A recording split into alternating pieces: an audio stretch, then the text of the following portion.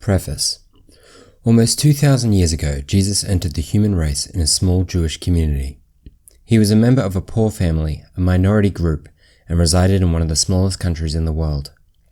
He lived approximately 33 years, of which only the last 3 comprised his public ministry. Yet people almost everywhere still remember him.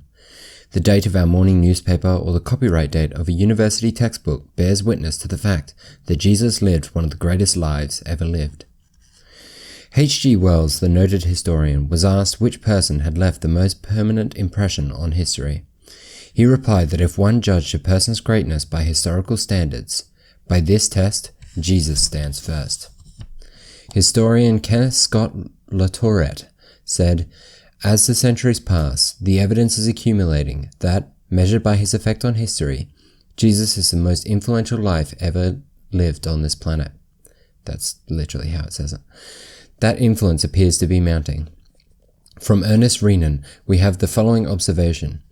Jesus was the greatest religious genius that ever lived. His beauty is eternal, and his reign shall never end. Jesus is, in every respect, unique, and nothing can be compared with him. All history is incomprehensible without Christ. So I thought I might add some criticisms at the end, just so people can stop listening if they don't want to listen to my criticisms. I thought it was interesting that Jesus was born and raised in one of the smallest countries in the world, and only spent 3 years doing public ministry, which seems very lackluster and a poor decision for somebody who wants to spread, the news around the entire globe. Certainly, it's taken Christianity some time to infiltrate into parts of Asia and Africa, for example. It also mentions the date of the newspapers and university textbooks being witness to Jesus being one of the greatest lives ever lived. However, makes no reference to the fact that the days of the week are also named after other gods, and I certainly don't think that would be proof that they are the greatest lives that have ever lived. Some of the quotes from the historians talk about his influence appearing to be mounting, except I'm sure many of you know that in the developed world, Christianity is in decline.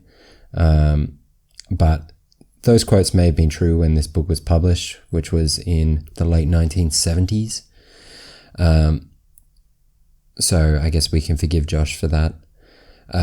It also says that history is incomprehensible without Christ, which I just absolutely disagree with, but there is apparently one historian that said it, so there you go.